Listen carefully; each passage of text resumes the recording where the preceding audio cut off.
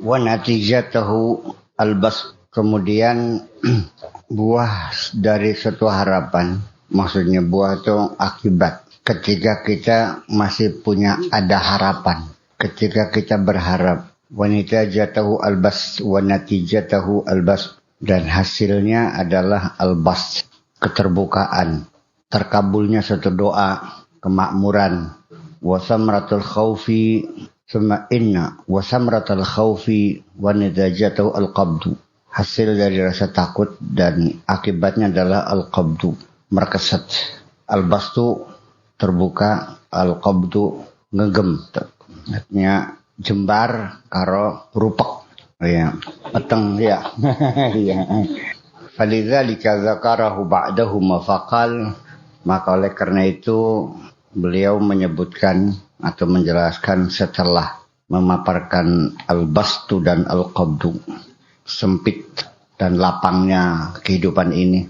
Rubbama afadaka fi lailil qabdi ma lam tastafidhu fi isyraqi naharil basti.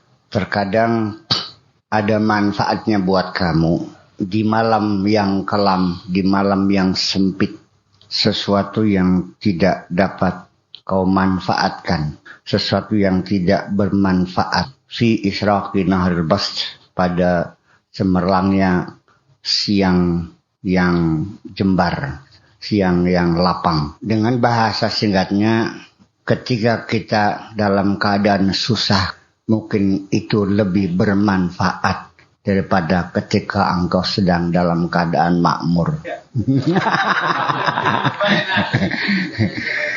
Dalam keadaan sakit, engkau bisa mengambil manfaat lebih besar daripada engkau dalam keadaan sembuh. Dalam keadaan engkau miskin, engkau bisa mengambil pelajaran yang jauh lebih penting daripada engkau dalam keadaan kaya raya. Jadi enak sugi, enak barat. Ya justru karena itu.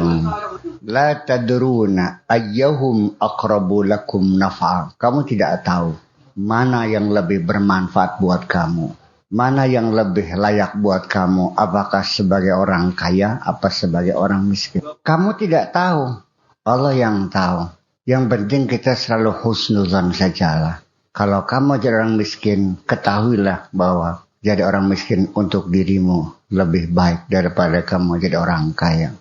Ketika engkau jadi orang kaya, ketahuilah Allah Maha mengetahui bahwa engkau orang engkau lebih tepat jadi orang kaya daripada kamu jadi orang miskin. Orang miskin yang bersabar lebih banyak daripada orang kaya yang bersyukur. Wa qalilun min ibadiyas syakur. Sungguh sangat sedikit sekali hambaku yang bersyukur. Artinya bahwa memang lebih berat kita diuji jadi orang kaya daripada diuji jadi orang miskin. Sebab diuji miskin kita hanya dituntut bersabar diri. Dan bersabar lebih mudah daripada kita diuji jadi orang kaya yang harus bersyukur. Sebabnya Pak, orang kaya itu sangat potensial untuk berbuat jahat. Dan ketika Allah juga akan menghancurkan suatu negeri, Allah akan lepaskan orang kayanya hidup berfoya-foya. Wa idza aradna an nuhlika qaryatan fa fasaqu fiha. Jadi kami biarkan orang kaya itu berfoya-foya dan menghancurkan segala-galanya. Lamun sira sugika entok rawan termayuk. Justru karena itu saya lebih bangga ya, lebih terkesan, lebih terharu saya melihat orang kaya yang dermawan daripada orang miskin yang bersabar. Karena jelas ujiannya lebih besar. Sulit kita bertarung dengan nafsu melawan. Kenapa? Potensinya besar. Mau berbuat apa saja banyak peluang. Berjudi bisa, ngelacur bisa, segala macam bisa. Nah iya kan. Iya kan. Kamu gak tahu mana yang lebih baik. Kamu tidak tahu mana yang lebih. Itu adalah keputusan kita sementara dengan mengambil sikap berbaik sangka saja. Barangkali itulah yang terlebih baik. Ya bokat bagusnya kudu mengkonon. Bahasa Jawanya ya wis bokat kudune bagusnya mengkonon. Adem. Ya bokat bagusnya beli darabi maning. Saya juga tadinya tidak niat jadi kiai. dan emong dundang kiai. Tapi ya karena tidak bisa mengelakkan sih. Nganggo sepeda, nganggo training spa, nganggo laken, masih dundang kiai bae. Nganggo celana pendek, adus ning laut, masih dundang kiai bae. Apa kudu udak kita nih? Ya wis bukat bagusnya mau konon. Selesai kan? Iya. Bukan apa-apa, beban soalnya. Ya ketika saya lapar, terpaksa harus milih warung mana yang layak. Apa nggak repot ini nih? Ya mau bener kayak kan bebas kan kita kan. Ya grok-grok yang kita munincangnya municilege. Iya. Barang Triyono ke dan pengen jadi kiai.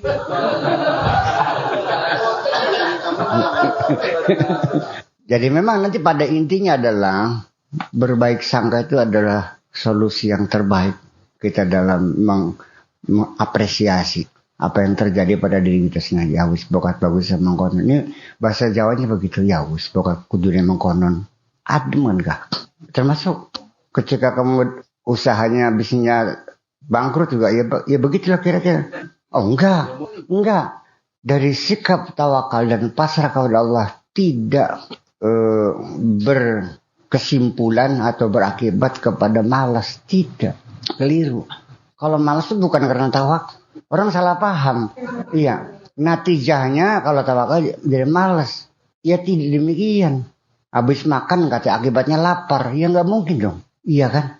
Orang yang tawakal itu ialah orang yang tidak pernah berputus asa untuk menjalani kehidupan. Kalau berhasil ya tidak lupa diri. Kalau gagal ya tidak gantung diri. Kalau tidak punya rasa tawakal kepada Allah. Kalau berhasil lupa diri. Iya kan? Kalau gagal, gantung diri. Termasuk tindakan-tindakan kekerasan yang kita lakukan. Itu akibat daripada frustrasi. Karena kita sudah mengambil kesimpulan tidak ada jalan lain kecuali dengan kekerasan. Ketika kita memukul anak yang susah diurus. Itu akibat dari frustrasi orang tua. Yang sudah tidak bisa mencari jalan lain kecuali kekerasan. Walau bagaimanapun juga, peperangan adalah solusi terakhir setelah jalur diplomasi mangpet semuanya. Ya, sebelum perang ya kita coba melalui upaya-upaya damai lah, perundingan, kompromi, dialog dan sebagainya. Kalau sudah mentok semua ya pada akhirnya jalan terakhir adalah perang. Ya. Qultu al-qabdu wal bas, jembar lan rupek, sugih melarat, sukses dan gagal. Sakit dan sehat. Halatani adalah dua kondisi yata'aqabani 'alal insan, silih berganti pada diri manusia. Kata'aqubil laili wan nahar, seperti silih bergantinya siang dan malam. Siang lagi, malam lagi, siang lagi, malam lagi. Nanti tekor lagi, untung lagi, tekor lagi, sehat lagi, sembuh lagi, sakit lagi, sembuh lagi. Terus begitulah kira-kira. Barang ente dia pernah silih berganti melarat. Ya wis bokat kudune mengkonon. Yang sira kok badannya badan melarat, bagusnya melarat siraku. Ya bagian dinggo jas ngodasi gak engke katen melarat emang. Sep dengan iya. Pakailah apa namanya jas buatan Hong Kong yang Hong Kong internasional, pakailah dasinya Yves Saint Laurent, pakai sepatu Billy, naik baby band, begitu turun engkeke katen. Nah itu. Falailu mahallus sukuni wal qarar. Malam adalah waktu yang tenang dan damai. Wan nahar mahallu taharruki wal intishar. Siang adalah waktu gerak dan waktu bersebar, waktu bekerja, waktu aktivitas. Al-qabdu la hadza fihi linafas. Rupek, susah, enggak ada yang disenangi oleh diri kita. Enggak ada orang yang senang susah tuh. Enggak ada orang yang mencari melarat. Wal bastu ta'khudhu nafas hadzaha minhu. Tetapi kecembaran rezeki, kelapangan rezeki maksud saya, kesehatan, kemakmuran dan sebagainya, itu yang diburu oleh kita semua. Kepengen semua. Semuanya berambisi. Wa ma la hadza fihi lanafas aqrabu lis-salamah wa a'wamu lil ifadah. Sesuatu yang tidak diambisi, yang tidak diinginkan, yang tidak dicita-citakan oleh nafsu kita, itulah yang lebih dekat pada keselamatan dan lebih besar manfaatnya. Iya kan. Fal qabdu kal-lail. Kesempitan hidup ibaratnya malam. Wal lailu mahallul munajati wal musaffat. Dan malam adalah tempatnya berbisik mesra. Wal musaffat. Dan berjernih hati. Artinya malam hari tempat bermunajat, tempat berdoa, tempat menyampaikan segala keluh kesah kita kepada Allah. Malam adalah tempat untuk penjernihan jiwa kita. Wa mulaqatul ahbab wa raf'ul hijab. Dan waktu untuk bertemu dengan kekasih dan untuk menyingkapkan tabir kita. Artinya waktu yang kita bisa melihat segala sesuatu secara transparan dan transandental. Raf'ul hijab. Artinya tabirnya terungkap. Semuanya jadi kelihatan. Menjadi transparan. Batas-batas tembus semuanya menjadi transandental. Farubbama afadaka fi lailil qabd min inkhinasin nafsi wa dhihabil hissi. Terkadang engkau mendapatkan manfaat di malam yang sempit, di malam kesusahan untuk menaklukkan nafsu wa dhihabil hissi dan menghilangkan rasa wa muwalatul ans dan merasakan kemesraan ma la tastafidu fi naharil bast yang tidak bisa kau dapatkan di malam hari ketika kamu sedang bersukaria, di siang hari ketika engkau sedang bersenang-senang. Min tahsilil ulum, seperti mencari ilmu, belajar, wa tahqiqis funun, dan juga merealisasikan al-funun, itu berbagai macam keindahan. Wa mujalasatil akhyar, dan bisa berkumpul dengan orang-orang pilihan. Bisa mengadakan majlis taklim, munaqasyah, mudzakarah, saling bertemu dengan orang-orang para ulama amilin, para ulama salihin. Wa mukhalatatil abrar, dan bergaul dengan orang-orang yang baik. Fal qabdu lahu fawaid wal bastu lahu fawaid. Melarat ya ana manfaate, sugih ya ana manfaate, waras ana manfaate, sakit ana manfaate, goblok ana manfaate, pinter ana manfaate. Lamun lang ka wong goblok lang kasing gelem macul. Lamun goblok lang kasing bisa gawe kapal. Jadi artinya diferensiasi kerja, pembagian tugas sudah didesain oleh Allah. Dan di mana saja orang pintar lebih sedikit dari orang bodoh. Orang kaya lebih sedikit daripada orang melarat. Dalam satu komunitas tentunya. Sedangkan pintar, bodoh, melarat, kaya, ya tentunya masih dalam wilayah relativity. Dari satu komunitas dengan komunitas lain tentu berbeda. Bahkan yang Indramayu, 2 sawarong bau setengah. Bau neloro utang ini tengah. Bahkan yang Los Angeles ya pengemis. Ukurannya masih nyadong. Iya, orang di Indramayu yang punya sawah 80 hektar perasanya paling sugih. Begitu melihat rumahnya Michael Jackson, Whitney Houston, yang tamannya 2 hektar dengan bunga yang aneh-aneh. Merawatnya saja tuh nggak cukup 100 hektar. Baru merawat tamannya aja. Apalagi meraih kere. Berapa dia beli karcis tiket buat anjingnya ketika dia bepergian naik pesawat? Mahal kan tiket buat anjing. Masih ada nggak kiri ke meraih kere kalau sih aku.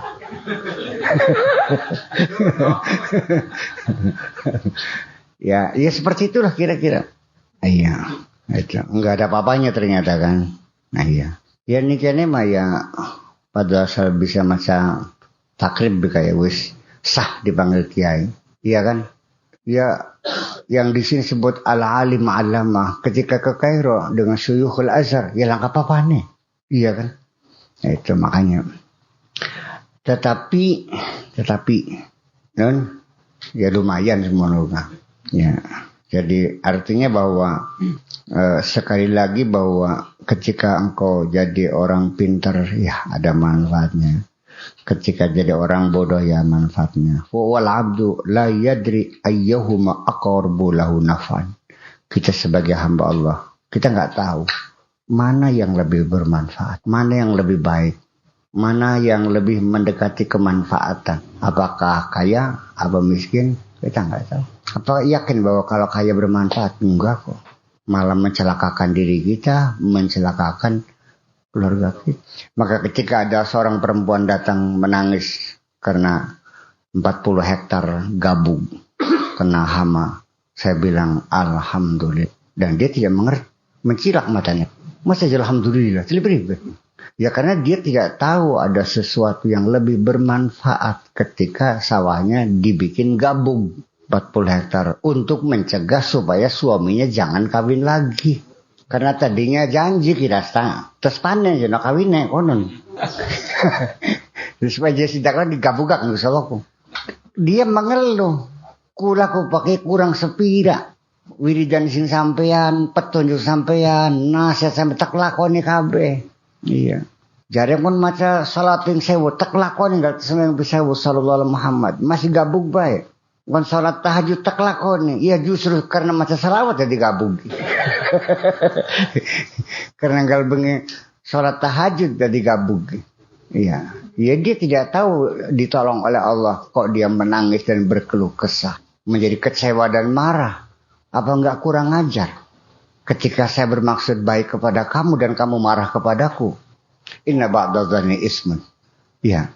Milik gabung atau milik kawin mana? Ya, seperti itu.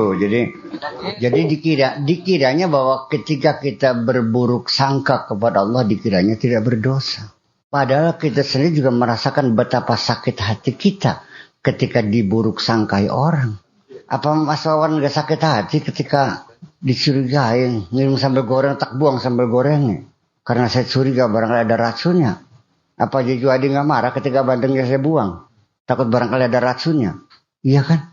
Setiap hari kita selalu berburuk sangka kepada Allah dan kita tidak pernah merasa berdosa. Ya ujung-ujungnya sih kalau bagaimanapun juga ini akibat dari kita pendidikan agama kita diawali dengan syariat, dilanjutkan dengan syariat, dan diteruskan dengan syariat sampai terakhir pun dengan syariat juga. Jadi perangsannya benar. Iya. Orang itu kalau semakin mendalam ilmu fikihnya, semakin merasa benarnya sangat besar sekali. Ya kita nih saya ngelebanti salah ya kon. Kurang sepeda mana gitu nih. Sembahyang tak lakon nih, puasa lakon nih, zakat metu masih kurang bener baik. Tak solok matanya bisa sih lah. Ya iya, karena yang syariat itu selalu berputar tentang rambu-rambu. Karena syariat itu kan jalan besar. Iya. Kalau tarekat itu kan jalan kecil. Yang banyak tikungan-tikungannya. Yang banyak orang nyabrang. Banyak anak-anak. Iya kan? Itu persoalannya. Apalagi orang yang sudah punya peta kota. Ya sudah nggak bakalan kesasar. Iya. Jalan protokol, jalan alternatif, jalan 1, jalan 2, jalan 3, jalan 4, lorong, gang, sampai tentang jembatan mana yang sedang patah juga tahu semua. Itulah namanya orang yang sudah ma'rifat. Iya. Kalau hakikat itu orang yang sudah pernah melaluinya, pernah menjalaninya, pernah ngalami. Iya, kita kan belum sampai ke sana. Kita kan baru sedang akan mulai. Nembe lagi garap mulai, masih nembe lagi garap mulai belajar benar. Masih nembe lagi garap mulai belajar benar.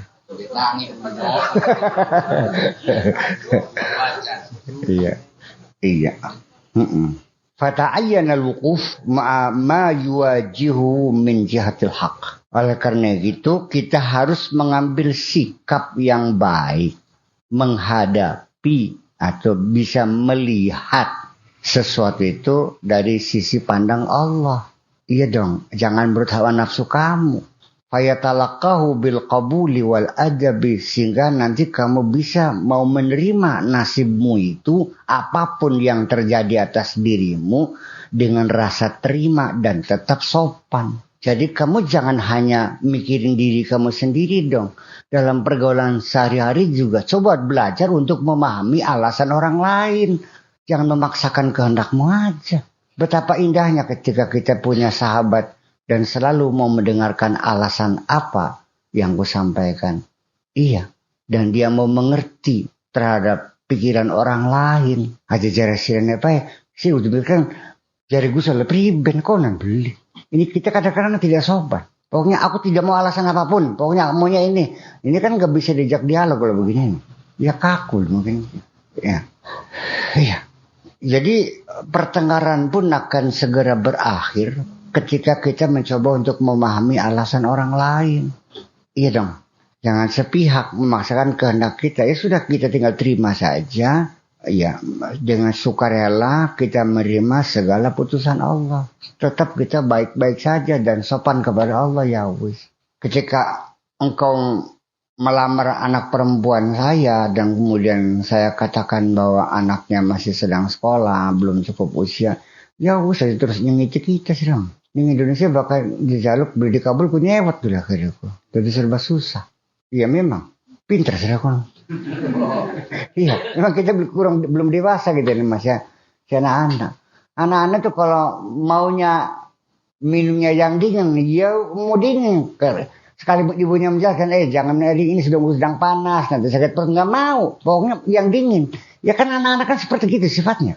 Iya, jenggot mau putih, tapi jiwa kan masih anak-anak semuanya.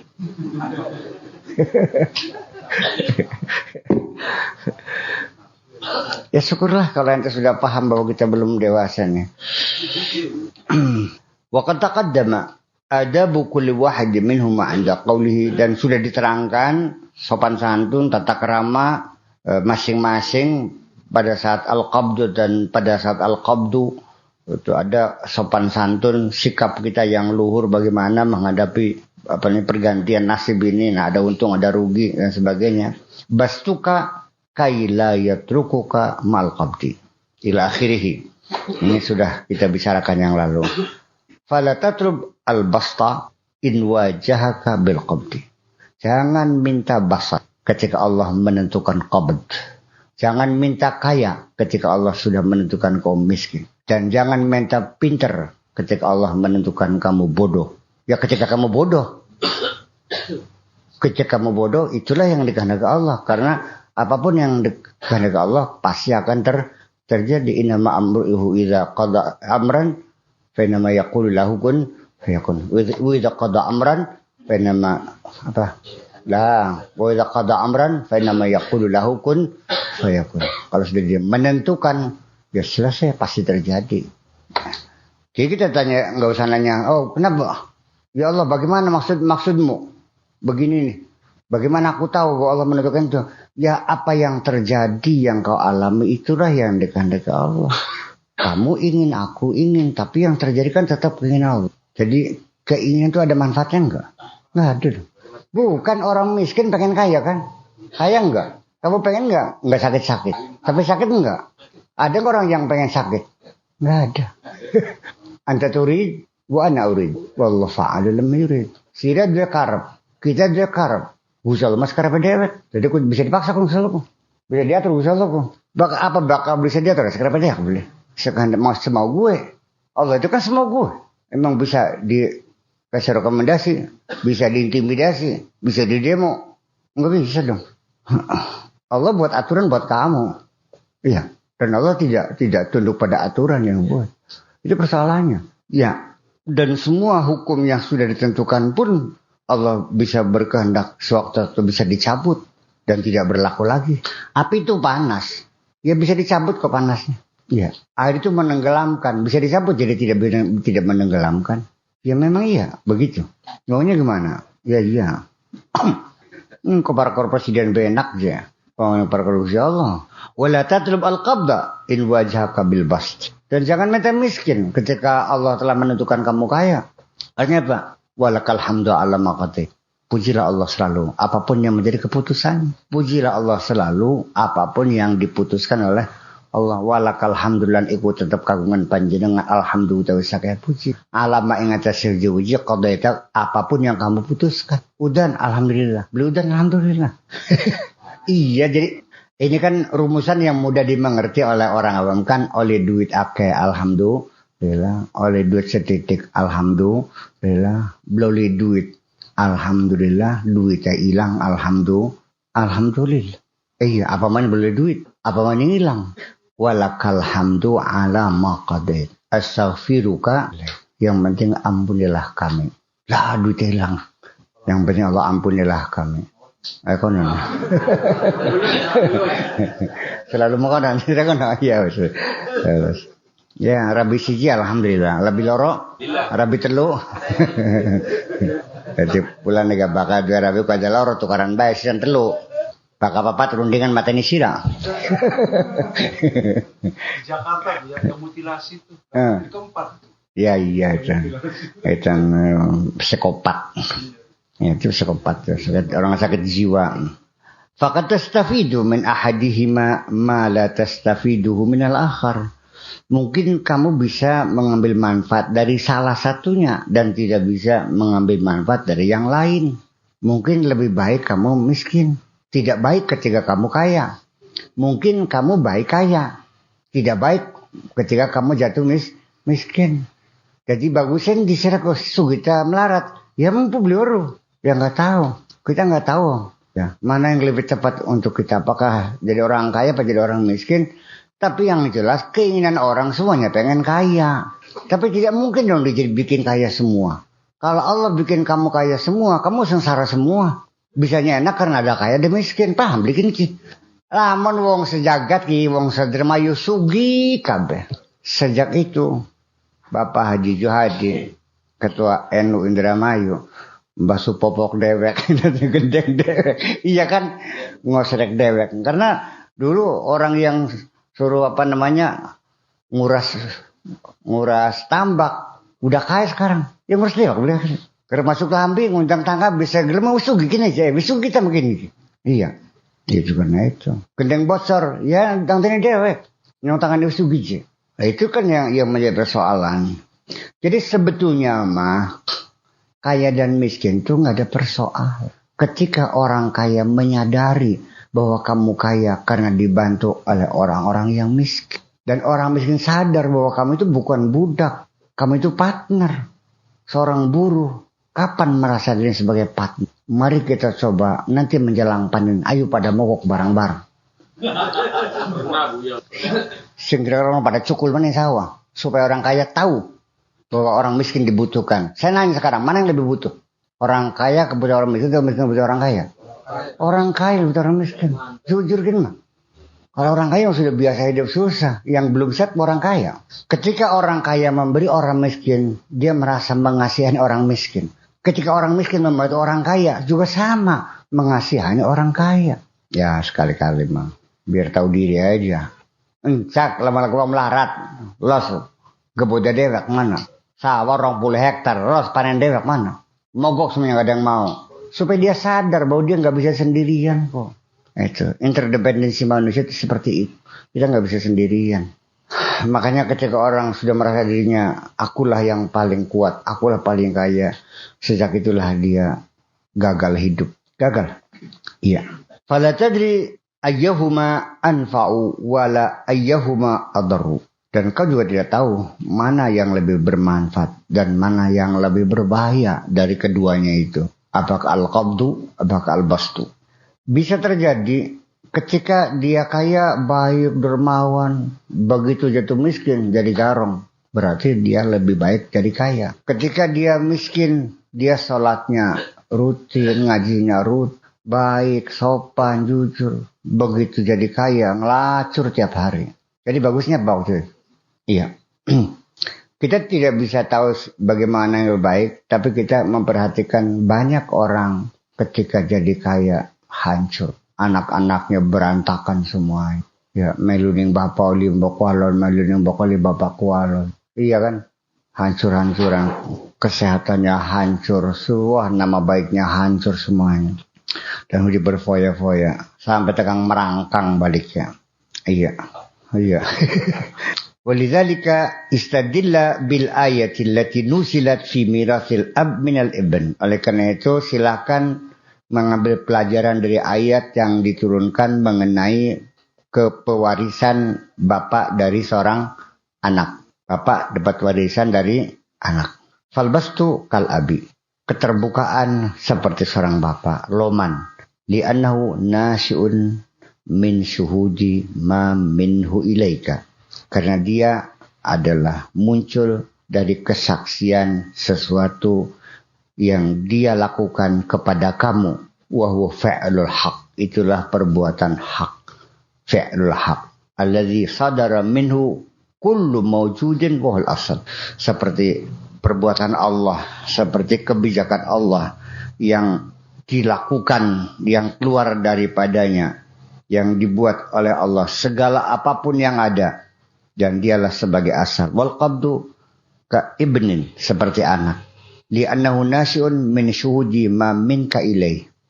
Karena itu muncul dari kesaksian apa yang kamu lakukan kepadanya. Wa huwal fara'u, sebagai cabang. Idzil fi'lu kulluhu minal qudrat. Karena semua perbuatan adalah bersumber dari qadrat Allah juga. Iya. Wa ammal hikmah fa innama hiya taghtiyatun. Hikmahnya apa? Semata-mata adalah taghtiyah, coverage, penutupan. Taghtiyah artinya apa sih? Obsesi ya, atau kompensasi. Wa idza kana al-'abdu jahilan bimanfaatihima kajahli bil anfa'i minal aba'i wal abna. Ketika seorang hamba itu tidak tahu apa kemanfaatan keduanya itu, seperti dia tidak mengerti mana yang lebih bermanfaat ya dari bapak dan anak. Ta'ayyana mutaba'atul haqqi, atau ta'ayyan mutaba'atul haqqi bittiba'i muradihi wa intihaji halihi. Oleh karena itu harus mengikuti. Kalau memang kamu enggak tahu, ya udah ikuti saja apa yang diinginkan oleh Allah, mengikuti kehendak Allah dan mengikuti ajaran Allah. Itu aturan-aturan yang diberlakukan oleh Allah. Min ghairi tahawulin wal intiqal. Jangan pindah, jangan bergeser. Sing ajeg, sing anteng. Jangan nyimpang. Aja melorot gini. Wala tasyawufa ila ghairi ma huwa fihi min dzalikal hal. Jangan ada muncul keinginan-keinginan kepada selain sesuatu yang sudah terkondisikan seperti itu, yang sudah terjadi seperti itu.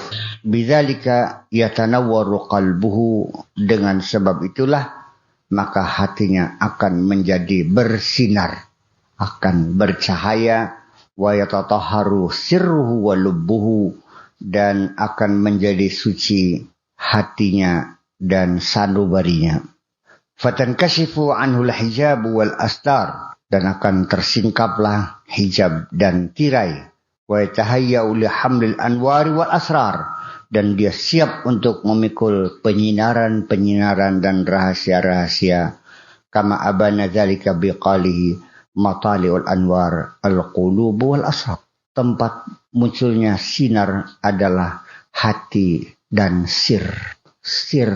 Sir, S-I-R-R-R-R, ser, udah sir itu orang ser. Jadi ketika ngerasa ser-seran, itulah sir namanya. Tidak boleh ngerasa ser-ser, udah ser. Itu sir. Sir itu kalbun juga, tapi yang paling dalam, yang paling rahasia, ma la ya'rifu illallah. Hatta al-malaikatu la ta'riful asrar. Malaikat pun tidak bisa mengintai sirmu. Hanya Allah yang tahu. Apa itu? Iya. Nahnu nahkumu bizwahir wallahu yatawalla bisarair. Kita hanya lahirnya. Yang di dalam hatinya Allah yang tahu. Iya. Sir itu satu istilah adalah kalau kita namanya palung hati. Artinya bagian hati yang paling terdalam. Dari lubuk hati. Itu aja dah. Sir itu lubuk hati yang paling dalam. Oh iya. Ya justru kalau sir itu gak ada sengsaranya. Kalau sir mah senang terus. Yang susah tuh hati. Kalau sir mah gak ada susahnya. Kalau asirru itu secret, artinya rahasia. Sir yang sangat dirahasiakan sekali. Yang tahu hanya Allah. Kita sendiri juga kalau belum terlatih ya kita juga nggak tahu juga sih. Apa yang ada dalam sir kita nggak tahu. Iya, sir itu kapan kita mengerti tentang sir kita, saya kira memerlukan banyak persyaratan melalui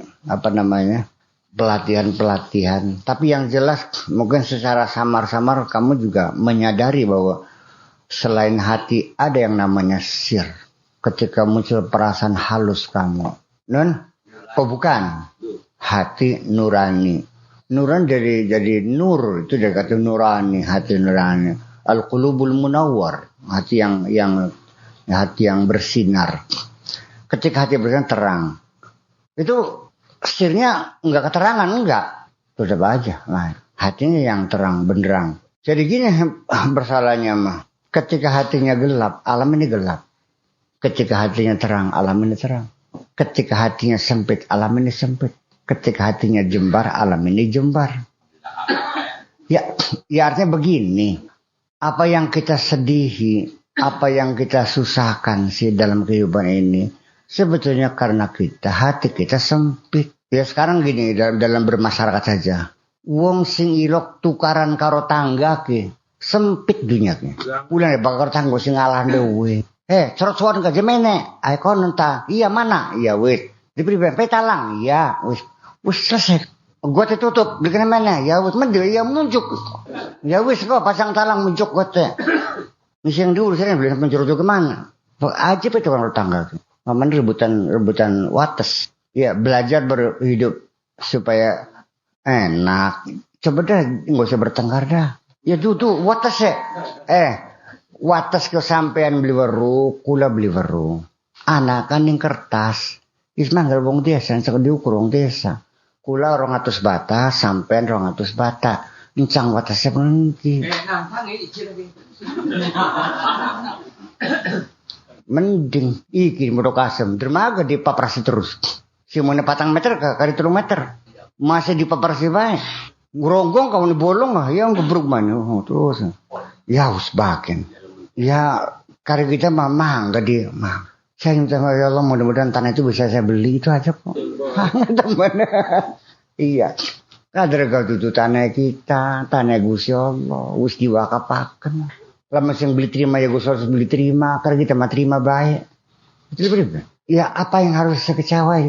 Tanah bukan tanah saya, sudah diwakafkan, dikembalikan kepada masyarakat. Mungkin orang yang punya tanah sebelah yang ngambat-ngambat juga itu juga ikut memanfaatkan pondok ini.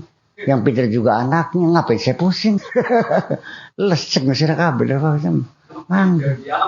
Enggak ada urusan. Saya tidak mau bertengkar dengan siapapun. Iya. Karena apa? Saya melihat kehidupan dunia ini hanya main-main kok. Nothing serius kok. Dipaham-paham sih mau goblok beli nambah-nambas. Apapun yang nantinya bakal kau tinggalkan, itu bukti yang pasti adalah main-main. Nah, dalam karet, dalam kelung, semua ini gulat, kan kah? Wah, maghrib balik mah dibuangin aja kelung kah? Tidak ada apapun yang kita miliki dibawa pulang, nggak ada, kok semua ditinggalin. Jangan kau sesali. Ini kan yang menjadi tanda tanya yang paling berbahaya. Kenapa sih kamu takut pulang? Ya itulah. Jadi ya artinya bahwa apapun yang terjadi atas diri kita, atas nama baik kita, apa kita harus mempertanggungjawabkan menjaga nama baik? Nggak ada urusan nama baik kita di masyarakat. Jeblok-jebloga, bagus-bagus, belas-belas kau urusan. Karena sengit kabir harus lupa apa? 14 hari jadi sengit Gusti Allah begitu. Rudem sih. Kada sih makan di Gusti Allah dulu sih dulu apa tuh? Ya sekarang kapi asam temen sih aku. Sing gawe kita Gusti Allah, sing makan di Gusti Allah, sing Gusti Allah. Bagi kita sakit sing ngerasakan Gusti Allah. Alladzi huwa yut'imuni wa yasqin wa idza maritu fa huwa yashfi. Urusan apa? Ya wis Allah jaluk maning beli jaluk maning sih beli lah sudah. Kapok beli dia. Enggak ada urus. Ketika seseorang pun berbuat baik pun, apa yang kulakukan hanya untuk Allah, bukan untuk kamu. Sintak dalam durainnya sih, durainnya Gusti Allah dalam. Karena aku melihat wajah Allah saja, karena aku sayang sama kamu. Dan saya belum melihat orang itu hebat ketika berbuat baik dan dia menerima penghargaan. Yang hebat adalah ketika dia berbuat baik dan dia mendapat cacian bahwa dia sudah teruji. Bahwa apa yang dilakukan betul-betul untuk Allah. Paham bikin kino. Lah iya. Ternyata nggak kecewa. Dia sudah berbuat baik, dicaci juga. terus berbuat baik. Waduh, hebat banget nih. Ini yang hebat. Bahwa dia sudah mampu bekerja untuk Allah. Tapi ketika disanjung, dia bangga. Ketika orang yang dibaiki berbuat jahat, dia kecewa. Ya itu mah orang awam. Jadi artinya bahwa kalau kita sudah sadar dan mengerti bahwa kita hanya bergantung kepada Allah, baru kita tidak akan lagi kita merasa takut, merasa gelisah. Bagaimana kata orang nanti, nggak ada urus. Banyak orang bersedih hati, was-was, gelisah menghadapi hari esok. Kok goblok tuh masih? Kok mikirin hari esok? Mikirin hari ini aja belum selesai udah mau mikirin esok.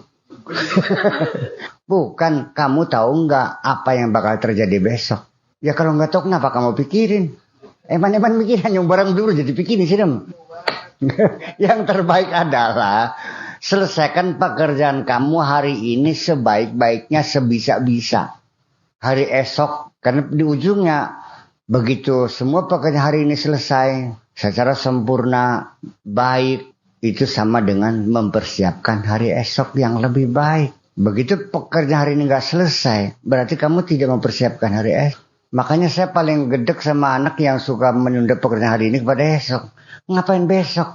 Ya squeaky aja. Sambil apa squeaky?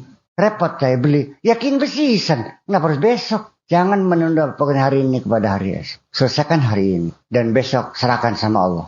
Selesai. Tidak perlu beli squeaky grab modarmu. Begini ya, saya sering berulang-ulang. Wa ma amr saati illa kalamhil basar. Persoalan waktu. Persoalan waktu.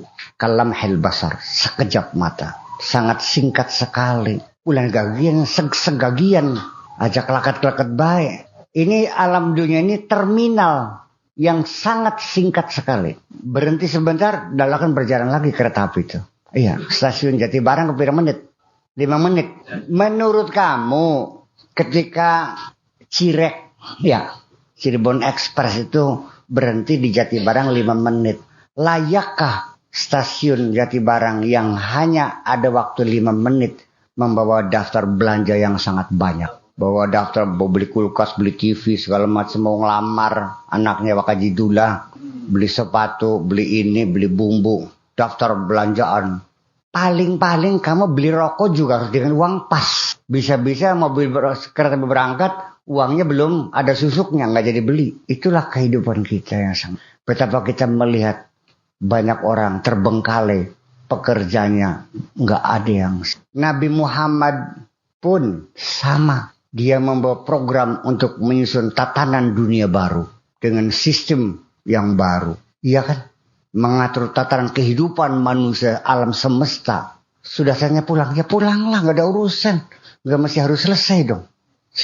Perbudakan belum selesai, masalah poligami belum selesai, masalah warisan belum selesai, perdagangan internasional belum selesai, sampai tentang sistem pemerintahan pun belum selesai. Apakah kerajaan, apakah republik, apakah presiden, apakah parlementer, kan selesai.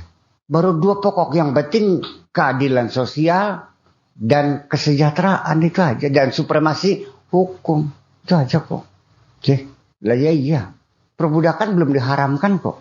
Iya kan? Perempuan masih dapat warisan separuh laki-laki kan? Wus final tuh kan kok. Final sudah. Perang sana. Budak belum diharamkan. Berarti masih boleh perbudakan gitu. Tertampak sih lah. Perbudakan boleh mah. Ini kembali kepada gara-gara orang memahami al-yauma akmaltu lakum, dikiranya Islam sudah sempurna. Orang kehidupan aja sempurna, selesai. Mana ada yang selesai? Ini kan kerangka dinamika pemikiran kita. Cadang pinggan ini kan berpikir secara dinamis. Jadi kalau di sana namanya jaring Islam liberal, kalau di sini jaring Islam dinamis. Bahwa hukum itu adalah sangat kondisional sekali. Baik, saya ulang sekali lagi. Semua aturan itu merubah tradisi sangat sulit. Tidak semudah yang kamu bayangkan. Tidak seperti membalik telapak tangan. Semuanya secara gradual, secara bertahan. Al-Quran pun nuzil Quran munajjaman, diturunkan, dicicil sedikit demi sedikit. Merubah tradisi mabok-mabok pun perlahan-lahan. masih di alam-alam qul fihi ma manafi'ul linnas, ya masih ana manfaatnya. Melangkah lagi diminta tulung bakas sembayang aja bari mabok. Berarti maboknya masih oleh beli kan ke? Masih oleh. Baru terakhir. Rizwan menamali syaitan. Fajtanibu. Baru terakhir. Segimana lagi? Jadi yang sudah final tuh baru mabuk, judi, perbudakan belum. Iya kan? Warisan belum. Perdagangan internasional juga belum. Undang-undang perang juga belum. Baru konvensi Wina tahun 75. Itu baru undang-undang disepakati dunia. Ada standarisasi bagaimana menahan tawanan perang. Standar pakainya apa, makanannya apa, gizinya berapa, dagingnya berapa gram, susunya berapa liter. Ngasih makan tawanan perang tuh. Bukan digebugin. Nggak boleh. Zaman dulu gimana? Ya kalau menang ketangkep, diperbudak, dijual. Jadi budak. Suruh keren, dipentungi. Baka wadonnya bisa dikekepi. Lanang kon sawah. Itu kan budak. Belum selesai kan? Tapi langkah-langkah menuju kepada pembebasan perbudakan sudah dimulai. Iya, mukatabah itu usul. Seorang budak bisa mengusulkan kepada majikannya minta bebas dengan menebus harga. Berapa harganya? Dari mana dananya? Alokasinya dari dana zakat. Wa firriqob itu gitu. Untuk membebaskan dirinya. Tapi itu pun dengan persyaratan. Kalau budaknya sudah tua, sudah jompo, merdeka, masih jadi wong mis, ya udah aja dipelihara sama kamu lah. Jangan dimerdekakan, kasihan. Iya kan? Ya, iya, makanya fakatibuhum in alimtum fihim khaira. Itu dong. Lah makanya. Tetapi jangan salah no. Sampai sekarang masih banyak kiai yang beranggapan perbudakan boleh. Karena di Al-Quran tidak dilarang. Ya justru karena itu malah mengatakan bahwa Amerika membebaskan perbudakan tidak sah. Sah kata siapanya? Lah ini kan persoalannya begitu. Saya malu dong. Masa kiai masih bilang perbudakan? Wis bahkan yang bikin mah bisa debatnya langsung tampak pesirannya gimana?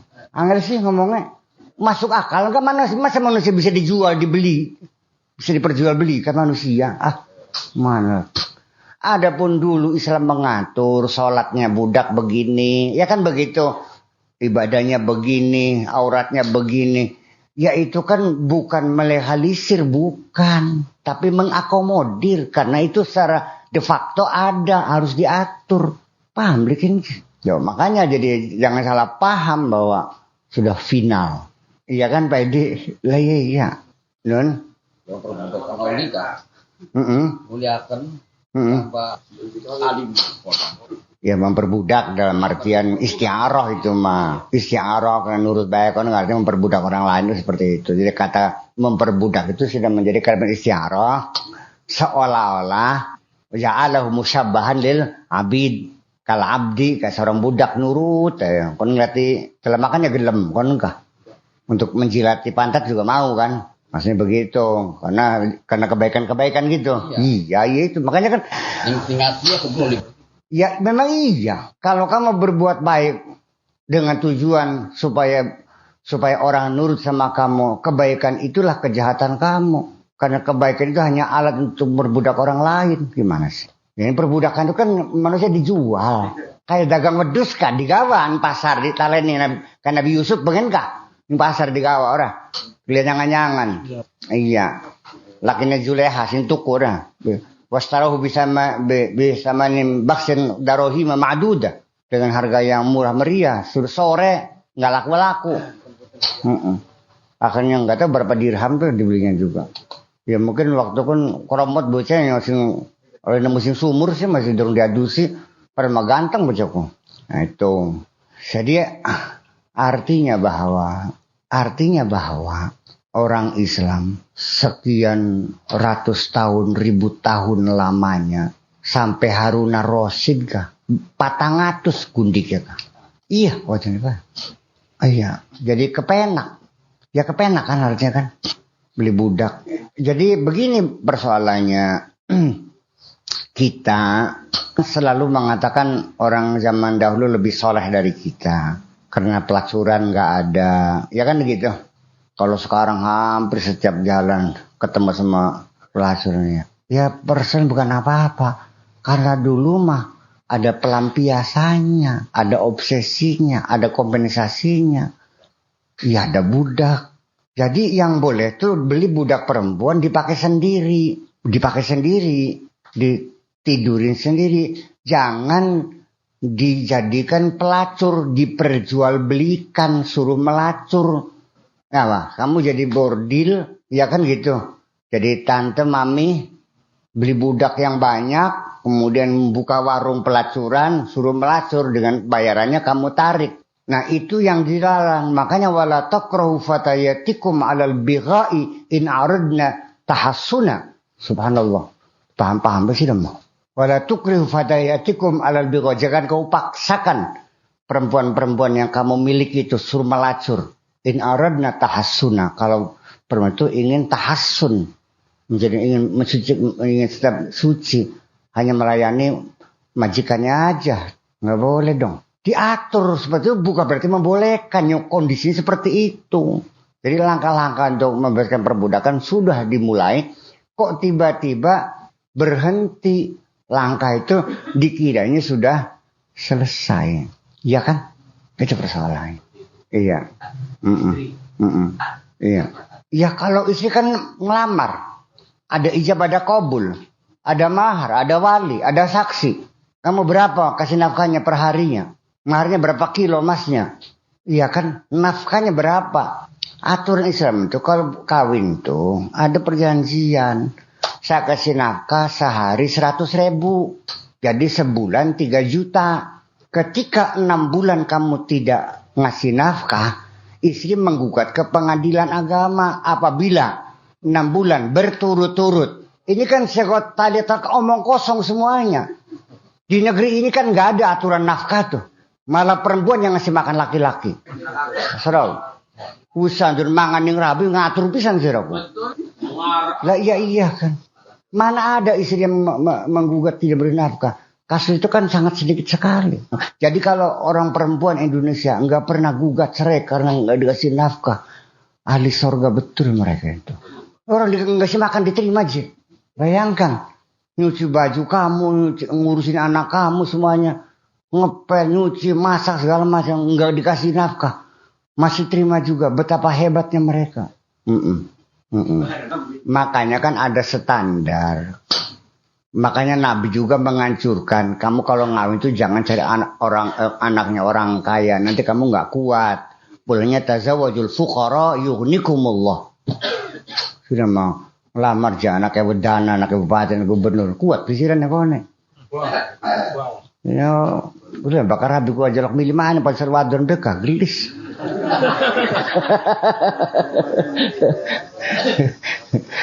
Iya ada standarnya dong. Gimana? Ya kalau dia anaknya orang kaya raya, ada mobilnya, ada supirnya, ya suaminya ikut standar dong. Makanya kan ketika seorang laki-laki melamar itu akan diberondongi pertanyaan oleh calon mertua. Kamu namanya siapa? Anaknya siapa? Kerjanya apa? Gajinya berapa? Sekolahnya apa? Rumahnya punya berapa? Ditanya semua. Kalau nikah sama orang, bisa jangan lamar ini. Jadi kan karena perbedaan tradisi. Kalau di sana bangga. Kamu punya mobil berapa? 4. Apa? Gajinya berapa? 10 juta. Nanti mas kawinnya berapa? 400 juta. Oke, setuju. Begitu merasa bangga. Ya justru karena itu 40 baru kawin. Karena mereka usaha dulu, makanya dingin, wisukin mereka kawin. Kan masih nyadong di wong tua habis kawin. Keder nih. Jadi pakai logika aja. Belum bisa usaha kawin. Apa nggak ngerepotin orang tua? Tapi ini tradisi sih. Ya susah. Itu. Ya sudah jadi sekarang. Karena kamu diturunkan di Indonesia. Dilahirkan di Indonesia. Ya sudah alhamdulillah. Saya jadi orang. Kita syukuri dong. Ya terus gimana? Kalau kamu tidak menerima keputusan Allah. Ya sudah silakan. Cari langit lain. Seluruh pangeran saya jelas mau diterima mah. Kayak ya ini pondok. Jadi bakasnya sebeli betangkan ya Sulman ini pondok saya jen. Kok beli? Berapa? Uang tua ya pada. Bakasnya diterima. Kita dari uang ini Sulman uang tua saya jen. Encang telang biasanya dua menteri bang kita. Jadi artinya bahwa secara syariat kita ya kedodoran. Secara tarekat ya gelap gulita. Iya kan? Dari sisi kejernih hati ya budak letak nggak hatinya berburu jernih. Jadi sih aku bener yang leban di bener ya. Ya karena itu jadi di penghujungnya mah ketahuilah bahwa Allah itu telah mendesain kehadiran kita di mana, keluarnya dari perut siapa, rizkinya berapa, sampai terakhir matinya lu di mana. Tinggal jalani saja, nikmatilah seadanya, selesai. Kuangel banget. Dengarkan baik-baik. Kamu tidak dilibatkan, kamu tidak diikut sertakan dalam mengatur kehidupanmu. Kamu tidak dimintai pendapat tentang tatanan alam semesta. Yang diminta jalanilah, laksanakan apa yang kau perintahkan, selesai. Kuangel temen sih. Mesin penggiling makanan yang ada dalam stomak kamu, dalam perut kamu tidak diikut sertakan. Denyut jantungmu bergerak, kamu tidak ikut serta. Sisa makanan ampas yang perlu dikeluarkan, kamu nggak ikut serta.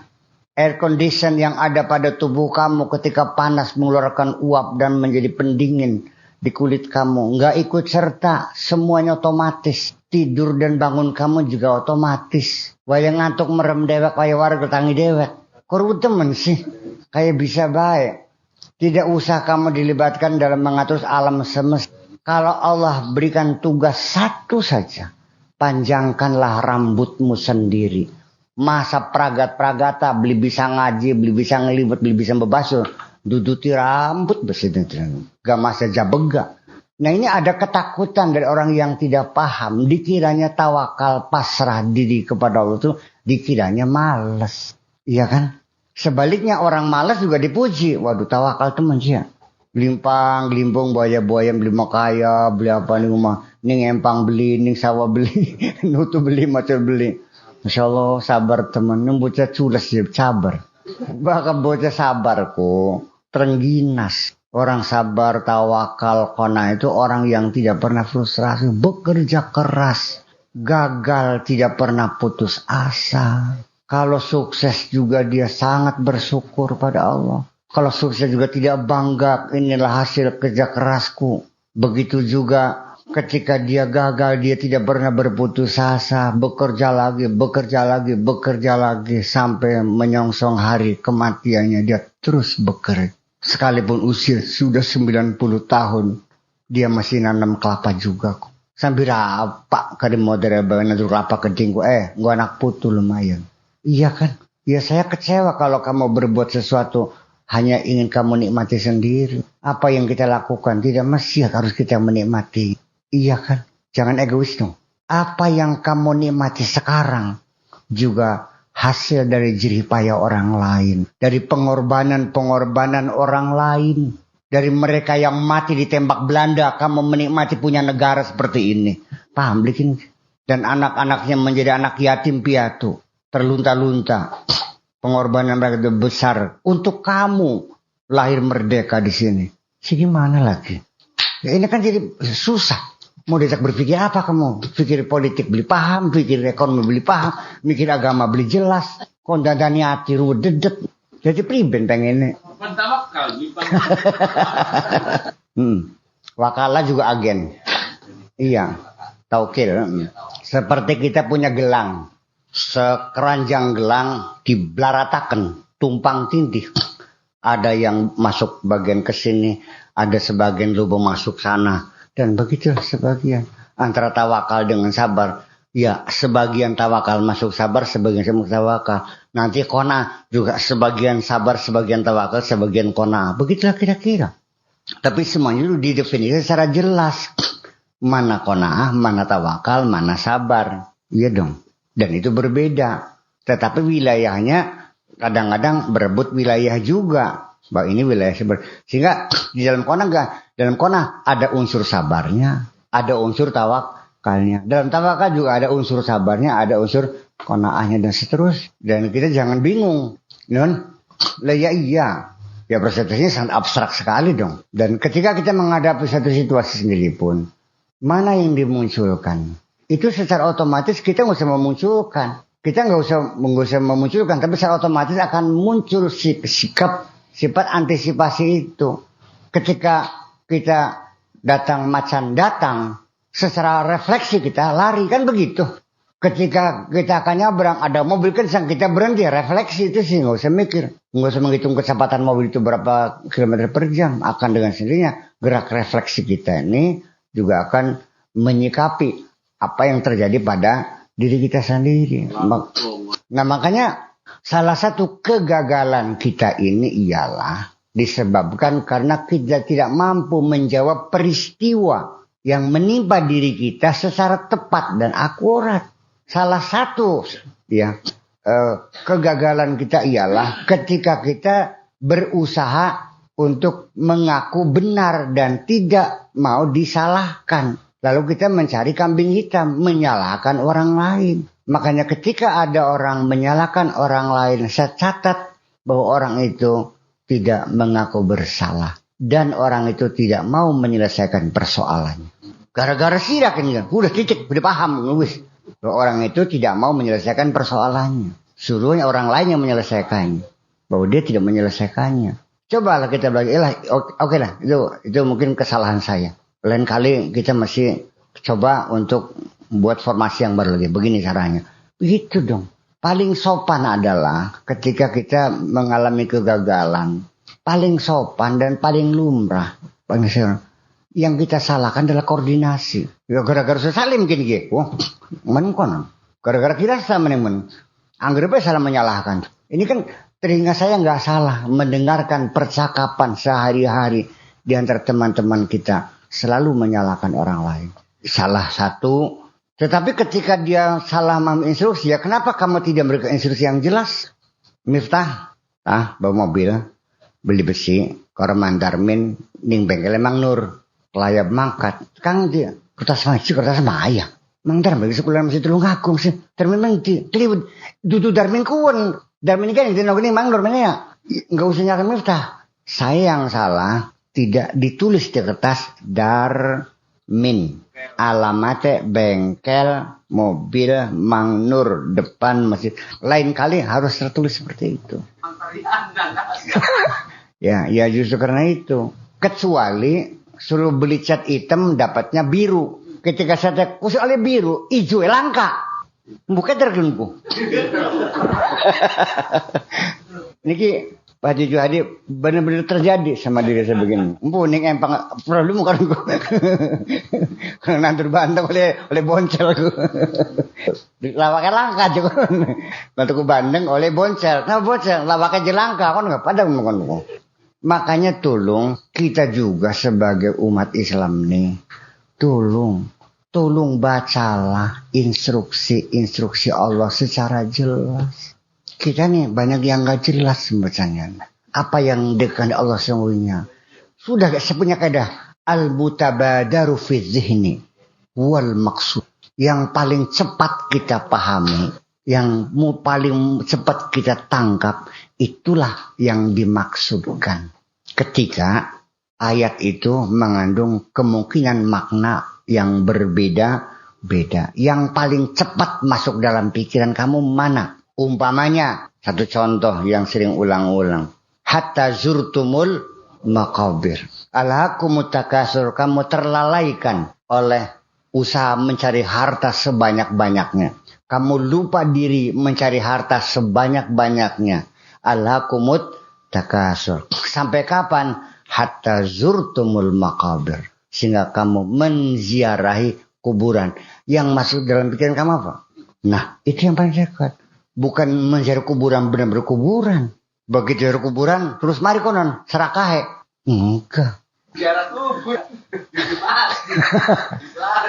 Iya, karena dari situlah. Tetapi ketika orang mengatakan ziaratul kubur hatta zurtumul maqabir, kalau ziarah itu sekedar datang melihat lalu pulang lagi. Kalau masuk kuburan mah bukan ziarah namanya. Ya, itu bisa satu makna. Hatta zurtumul maqabir ay hatta tadkhuluna hatta dakhaltum al maqabir. Ada lagi mana yang ketiga bahwa orang bersombong-sombong dengan harta banyak-banyak ini, setelah habis gelang di pertunjukan, dia menunjukkan giwang. Setelah ini punya mobil Jaguar, ini menunjukkan mobil Phantom, Rolls Royce Phantom, ini mengeluarkan Lamborghini. Terus juga kepada keturunan, aku anak raja. Akhirnya setelah sampai kuburan gak cepat kebanggaan. Hatta zurtumul maqabir, sampai ketika engkau menziarahi kuburan pun, kuburan juga bisa menjadi kebanggaan kamu di dunia ini. Bisa mungkin kemananya? Nah ya makanya, mana yang paling dekat, ya silakan. Berarti sampai mati. Bahwa orang itu selagi masih hidup, ya sulit untuk meninggalkan keserakahan. Terus saja. Kalau sudah mati baru berhenti. Seperti itulah kira-kira banyak makna-makna. Di Al-Quran banyak sekali. Para sahabat sendiri yang sezaman dengan Rasulullah juga ketika menafsirkan ayat Quran juga bermacam-macam. Sampai membacaannya pun, qiraatnya pun bermacam-macam. Ya terserah kamu memilih mana. Ya kan? Tapi sekarang begini, ini jadi persoalan. La yamassuhu ilal mutahharun. Ini kan instruksi. Memahaminya kan berbeda-beda. Ada yang salaman batal, ada yang enggak batal, ada yang tergantung. Kalau ada syahwatnya batal, kalau enggak ada syahwatnya enggak batal. Yang dimaksudnya ini mana? Ada yang harus wudu dulu, ada yang tidak perlu wudu lagi. Mana jadi yang betul? Secara nas, la yamassuhu wad-dhamir ya'udu ila al-Qur'an fil mahfuz. Bukan pada mushaf tuh. Non, ya la nafi bimakna nahi kan ada ketentuannya. Ya. Tumpang tindih takwil kan. Semuanya ditakwilkan semuanya. Memaksakan pendapatnya. Ya sudah. Nah, dalam hal ini saya juga punya kebijakan sendiri. Ya kamu mau niru silakan, enggak silakan. Secara instruksi, ya kan gitu. La yamassul mutahharun itu maksudnya bahwa orang yang bisa menyentuh perasaan yang dalam, yang bisa membaca Quran sambil menangis. Kita cerita tentang sorga dia gembira. Kita membaca orang tersiksa dia menangis. Betul-betul menyentuh segala perasaannya yang sangat dalam. Itu nggak bisa orang yang hatinya kotor dong. Orang yang hatinya bersih seperti Abu Bakar. Itu kalau baca Quran sambil nangis, beli bari guyon, beli kinki. Itu kan kesana arahnya. Makanya juga karena itu. Jadi saya sependapat pegang Quran harus bersuci dari hadas besar dan hadas kecil. Sama. Tetapi kalau saya mah dalilnya bukan ayat itu. Dalilnya adalah adabul amah. Tata krama secara umum dalam membaca Al-Quran. Bukan hanya wudhu saja. Tapi ketika tangan saya kotor juga saya harus cuci tangan dulu. Sekalipun punya wudhu. Ketika mulut saya bau ya sikat gigi dulu. Ketika menghadap ke timur saya menghadap ke barat. Dan Quran itu saya taruh di atas meja. Kalau meja kotor saya bersihkan dulu. Paham kan? Ya orang dalam makan sikil. Ngemek Quran ngotot. Kudu wudhu. Sampai tekan gulet kalau bocah yang beli perlu wudhu maning. Tapi yang mengatakan ngotot harus berwudhu. Ternyata di rumahnya naruh Al-Qurannya ditumpangi majalah yang ada perempuan telanjangnya. Jadi artinya bahwa wudhu di sini bukan syariat yang berkaitan dengan mushaf, tapi adab qiraatul Quran secara keseluruhan. Cara menaruh Al-Quran juga di tempat yang layak dong. Tidak menyentuh massa. Makanya kalimat massa itu bukanlah massa lain. Kalau massa itu fisik. Kalau massa itu artinya sentuhan batin. Massanya setan ya. Iya, massa basodara. Sentuhan itu batin, bukan sentuhan fisik. Ya, nah, makanya jadi memang secara bahasa ya kedodoran. Tetapi, dengan dalil yang begitu kokoh yang mengatakan tidak berwudu, ya begitu lemahnya dalil yang mengatakan harus pegang wudu dengan la yamassul mutahharun, saya tetap tidak mengatakan bahwa pegang Quran tidak perlu berwudu. Saya tidak berpendapat sama dengan kamu harus berwudu. Apa sebabnya? Untungnya apa? Kalau saya mengatakan bahwa tidak perlu berwudu ketika memegang Al-Quran, langkah untungnya paling-paling pondoknya bubar. Ngerti bisa? Jadi ini syariatnya. Syariat itu juga ada masalah mursalah, ada kepentingan umum. Kalau memang masa kita sudah Syafi'i semuanya, saya juga bermadzhab Syafi'i. Kenapa? Karena orang sini belum siap untuk berbeda mazhab, lain dengan di Mesir, lain di sana berdamping sama mazhab berbeda-beda. Kalau di sini enggak. Kalau lain mazhab itu dianggapnya musuh. Kok tidak jadi? Iya. Apa sih untungnya buslah. Jadi tolong informasi kepada orang lain yang masih meragukan cadang pinggan dikiranya apa namanya? Mazhab Syafi'i kan buya ke mazhab Syafi'i. Paham-paham sih nama. Sebab kalau saya bermazhab lain, ketika saya menghadapi kesulitan, musyawarah kalau sapang kon. Ya belum ngerti fikih kan mak. Jurusan politik kan begitu. Nah itu. Jadi ada kepentingan-kepentingan. Dalam fikih juga ada kepentingan dong. Sebenarnya fikih sendiri sebetulnya dibuat berdasarkan order dari sang penguasa. Ngerti beli? Siramat Tuhan. Nah, makanya undang-undang perkawinan di Indonesia dibuat. Itu order dari sang penguasa. Pasal-pasalnya itu sudah dibuat dulu. Sodorkan gitu. Tolong kamu cari dalilnya yang kira-kira begini. Kan begitu modelnya. Iya. Ngerti beli? Dari dulu sampai sekarang seperti itu. Bahwa ulama itu diketiaknya pejabat. Awas ya. Jangan terlalu mengkultuskan para fuqaha seperti orang paling benar. Masih mending ya kita melirik kepada para sufi yang hatinya bersih. Ya kan begitu. Orang yang rendah hati, orang yang tawakal pada Allah, orang yang dekat dengan Allah, yang banyak berzikir kepada Allah. Itu yang lebih dekat yang kita bangga daripada ahli fikih. Ahli fikih dari dulu sampai sekarang sama. Ya kalau Anda bangga dengan orang yang berpengetahuan hukum, ya jual felix tanpa bolon yang paling soleh. Terkecuali Imam Syafi'i, Imam Maliki, Ahmad bin Hambal, Imam Hanafi. Selain dia fuqaha dan al-mustahidun, juga saya tegaskan sekali lagi, mereka adalah orang-orang yang soleh. Jadi saya bangga dengan mereka bukan karena keilmuan mereka, tapi karena kesolehan mereka juga pada. Paham? Kita mah beli sego beli bahit nih wong sugiku. Kagum saten bakal loman. Iya beli. Ya urusan apa sih? Enggak kok. Saya tidak menghormati lebih daripada orang yang miskin. Enggak ada urusan kok. Orang miskin juga kalau baik saya hormati kok. Karena kebaikannya saya menghormati bukan karena kekayaannya. Orang alim juga sama. Saya hormat bukan karena kealimannya, karena kesolehannya. Buya. Apa sih jawab? Iya seragam jawab.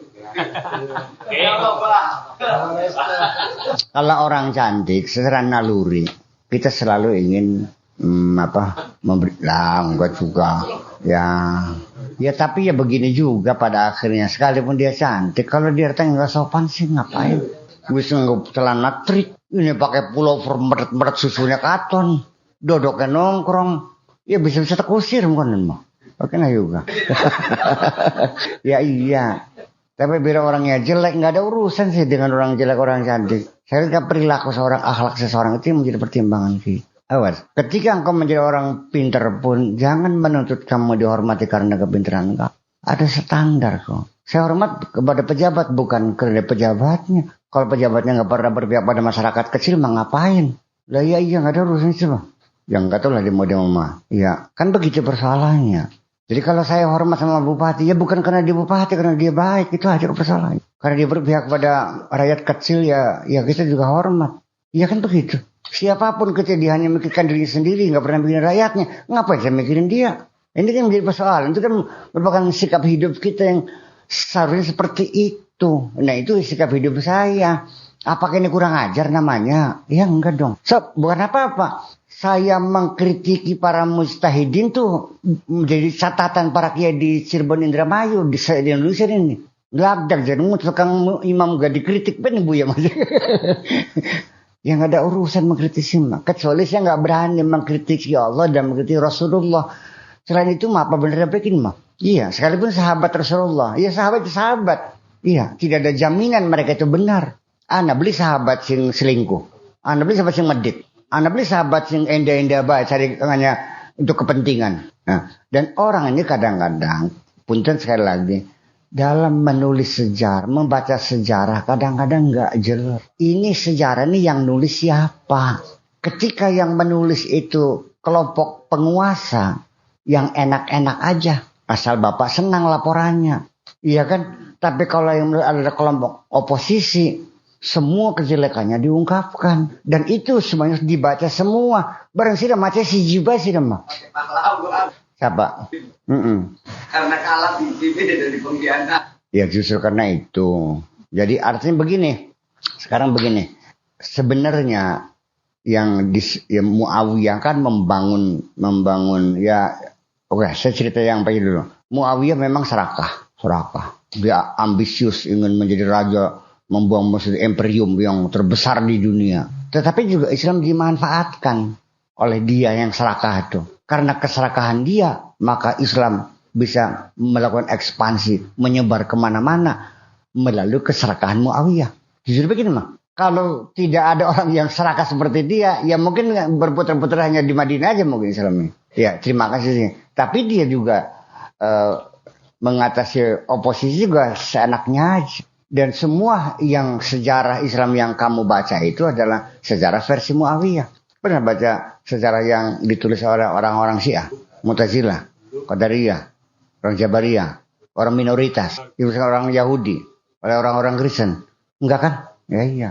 Makanya nggak jelas. Menurut Muawiyah yang membunuh Sayyidina Ali siapa? Khawarij. Kenapa dibunuh? Karena kecewa kan? Mana mungkin orang pendukung akhirnya membunuh Sayyidina Ali. Itu kan rekayasanya Muawiyah. Orang-orang dia kan. Intelijen dia yang bunuh.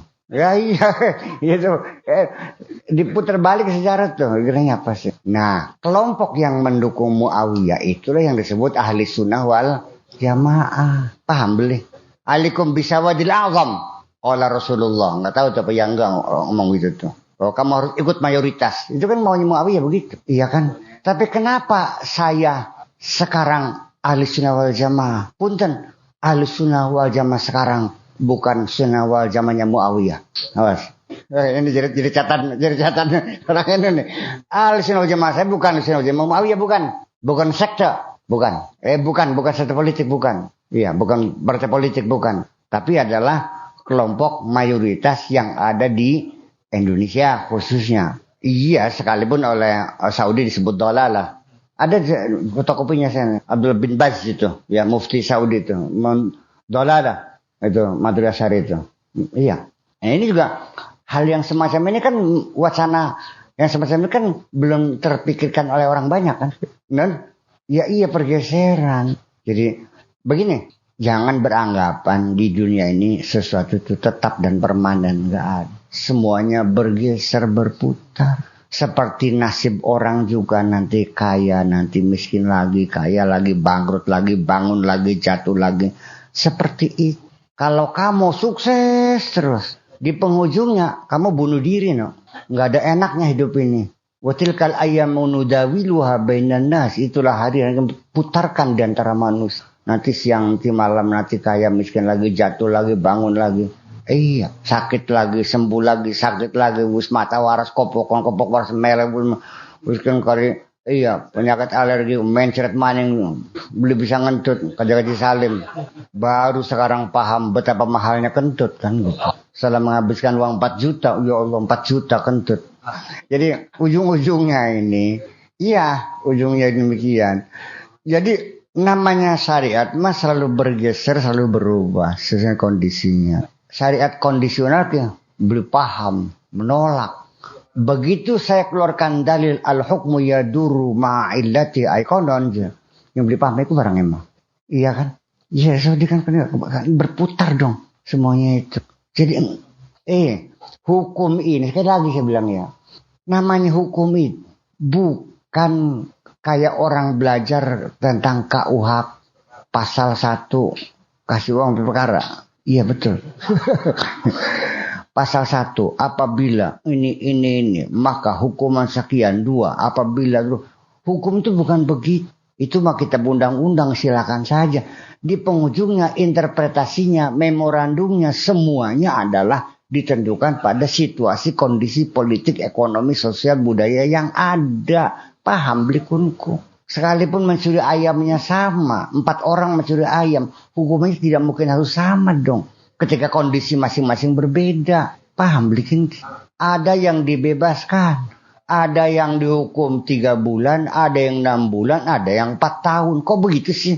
Oh iya, yang dibebaskan ini ketika ditanya kenapa kamu nyuruh Aliam ke polisi, anak saya belum makan, lapar. Dilihat rumahnya memang lantainya pun boro-boro keramik, masih tanah. Dan anaknya sedang menangis mau makan. Dia nggak dihukum dong. Sinting pakai dihukum. Ya kan? Yang satu lagi 2 bulan. Ya kenapa? Ya karena dia cukup kooperatif lah ketika situ. Ngaku jelas iya nyolong iya. Iya, alasannya apa ya? Iya kan? Iya. Yang satu lagi 6 bulan. Kenapa? Karena dia berbelit-belit. Iya kan? Dan bahkan berusaha melarikan diri lagi. Iya kan? Nah yang keempat ini sudah 10 kali nyolongnya. Yang 4 tahunnya. 10 kali nyolongnya. Iya. Nah jadi kan ya sama. Sholat juga sama dong.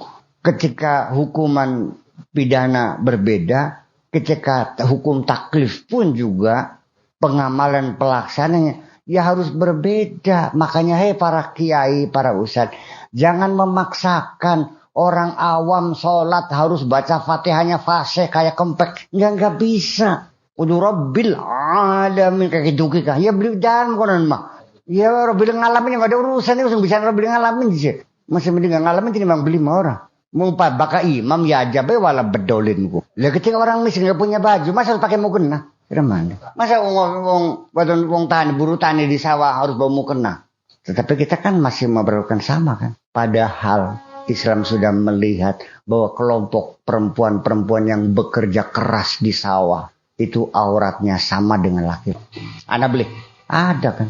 Iya, apa amat tuh budak kan? Kenapa budak tuh? Bekerja keras mereka. Di sini kan tidak. Nah itulah makanya.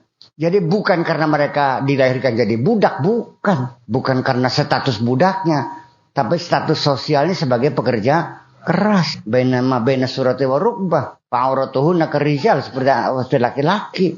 Ada enggak kiai yang membolehkan buruh tani sholatnya cukup pakai kudung aja, pakai kebaya pakai. Tanya Pak Haji Juhadi di Mekah, banyak mana orang yang pakai mukena dengan orang yang nggak pakai mukena sholatnya? Hanya orang Indonesia pakai mukena itu. Yang lain pakai, ya kan? Pakai jilbab biasa. Anda beli sing sholat sing kedelang sikutnya ning muka. Iya iya. Telepon dia anak lagi sholat. Langkah kemalmu.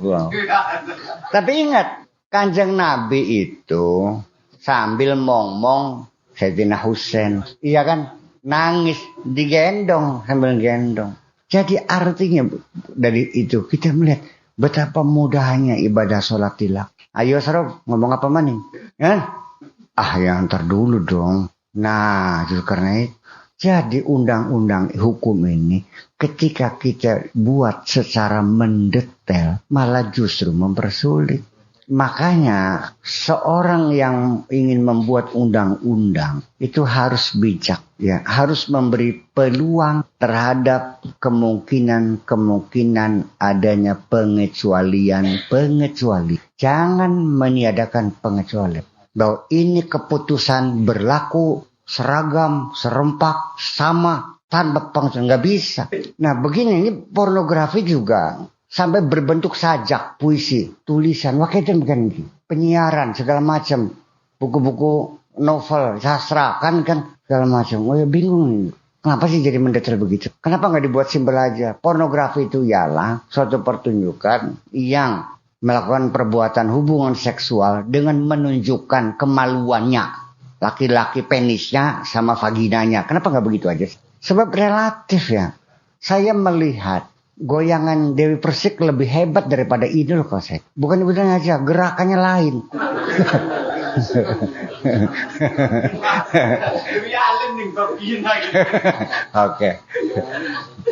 Oke.